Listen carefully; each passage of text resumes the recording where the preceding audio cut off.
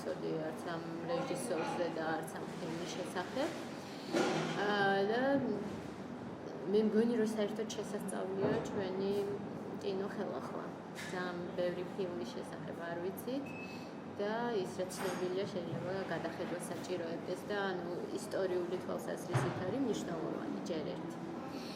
მე საინტერესო ცხადია იმ პოლიტიკურ კონტექსტში, იმიტომ რომ იდეოლოგიური ფონი არის მეტად მნიშვნელოვანი, რომელიც და საინტერესოდ არის დამუშავებული ესეთი ახალი ტრაგედიის დონეზე. შეიძლება ითქვას, ცოტა ბიბლიური მოტივიც არის გათამაშებული, ოღონდ აქ დედა წირავს თავის შვილს, განსხვავებით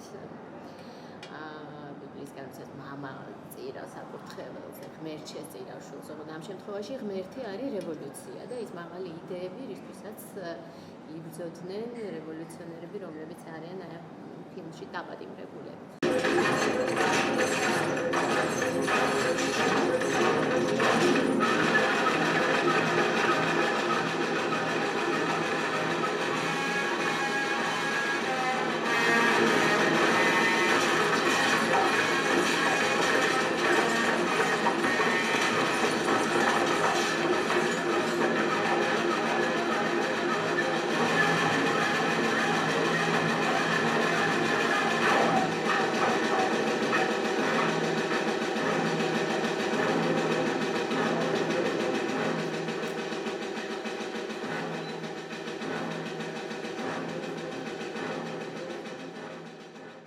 სხვაჩვენს იმის მიუხედავად, რომ ძალიან ამოკვეთილად ესეთი იდეოლოგიზირებულია ეს ფილმი, საინტერესო ფორმა აქვს მოძებნილი საკმაოდ და ეს მნიშვნელოვანია თვითონ ის პერიოდი 29 წელს არის ფილმი, ხო? საერთოდ 20-იანი წლების ბოლოს, როდესაც ფორმის ძიება იგრძნობა საკმაოდ და გარკვეულწილად არის რუსული პოეტურ-მონტაჟური კინოს გავლენა ქართულ კინოში და ძალიან საინტერესო თათვისებული.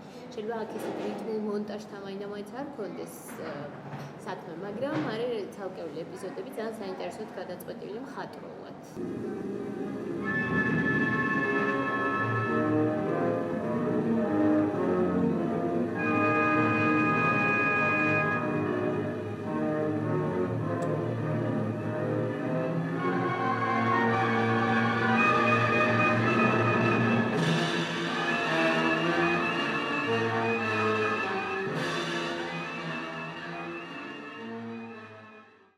შემოდის, ვთქვათ, ეს ერთ-ერთი მხატვრული ხერხია, როდესაც იყენებს რეჟისორი წარწერებს და ესეც იყო იგივე ეიზენშტეინის საყვარელი ხერხი მაგალითად, როდესაც ტიტრებს იყენებს როგორც მხატვრულ ფორმას და ტიტრი არ არის ესეთი ტრადიციული ნარატივის სახით გადმოცემული, არამედ მას აქვს თავისი მხატვრული დატვირთვა და ეს საკმაოდ საინტერესოდ იყო მოცემული. ფინალში ძალიან ახსენებთ რიტმული მონტაჟი და ეს რუსული სკოლისგან ძალიან აშკარა მთელი ფილმის განმავლობაში სხვა შორის პუტოვკინის დედის რაღაცა ასოციაციები მქონდა ეს ქალის თვითონ ძალიან გავს ტიპაჟი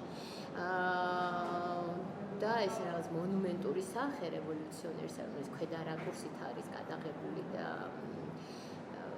ამ ხრივაც გავლენა აშკარა არის, მაგრამ ეს გავლენა არ არის, თქვათ, ეპიგონობის დონეზე შეიძლება ასე თქვათ. საკმაოდ საინტერესოდ არის მოცემული. ესე რომ